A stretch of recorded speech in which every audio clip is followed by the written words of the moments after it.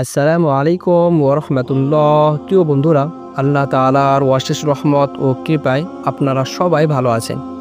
আজ আপনাদের সামনে সূরা ফাতিহা এর গুরুত্বপূর্ণ আমল সম্পর্কে আলোচনা করব।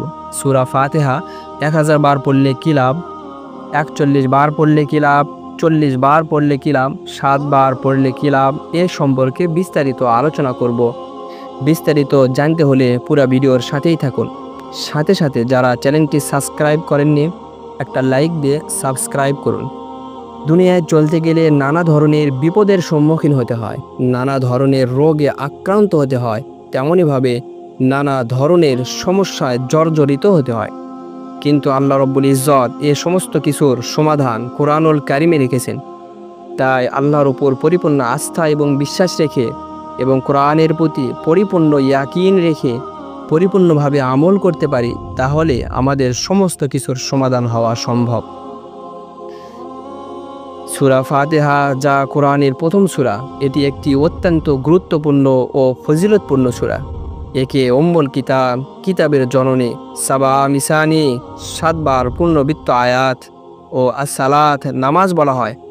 কোরআন শরীফের গুরুত্বপূর্ণ সূরা ফাতিহা। কোরআনুল কারিমের 114টি সূরার মধ্যে প্রথম সূরাটি হলো সূরাতুল ফাতিহা। সূরা ফাতিহা মক্কায় অবতীর্ণ। সূরা ফাতিহাকে ফাতিহাতুল কোরআন বা কোরআনের শুরু বলে অভিহিত করা হয়। সূরা ফাতিহা মুসলমানদের জন্য অত্যন্ত গুরুত্বপূর্ণ একটি সূরা এবং এর অনেক ফজিলত ও বরকত রয়েছে। সূরা ফাতিহা পাঠে রোগ মুক্তি, বিপদ থেকে মুক্তি, আল্লাহর রহমত এবং ক্ষমা লাভ করা যায়।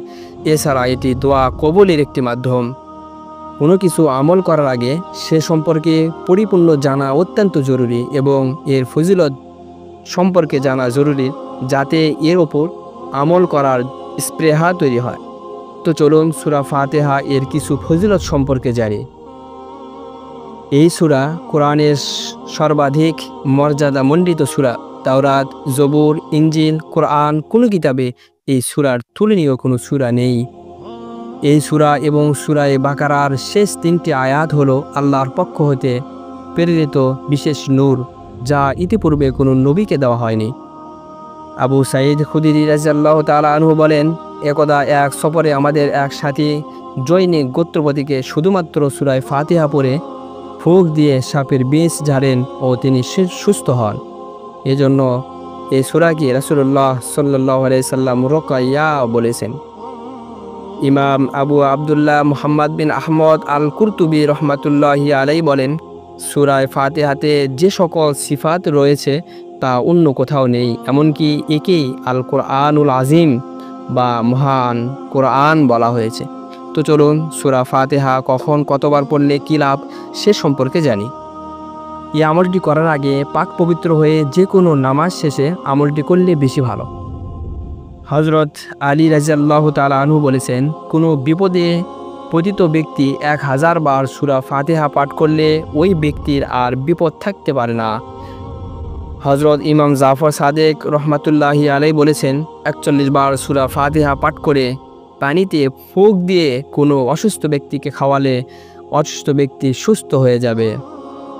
খারিজাতুল আসসার কিতাবের উল্লেখ করা হয়েছে, ফজরের সুন্নত নামাজ আদায় করে ফরজ নামাজ আদায়ের আগে কেউ যদি বিসমিল্লাহ সহ সূরা ফাতিহা 40 বার পাঠ করে, তাহলে ওই ব্যক্তি নিঃসন্তান থাকলে সন্তান হবে, বেকার থাকলে চাকরি হবে, ঋণ থাকলে ঋণ পরিশোধের উপায় হয়ে যাবে, সম্পদহীন থাকলে সম্পদ লাভ হবে, অসুস্থ থাকলে সুস্থ হয়ে যাবে ও বিপদাপন্ন হলে উদ্ধার পেয়ে যাবে।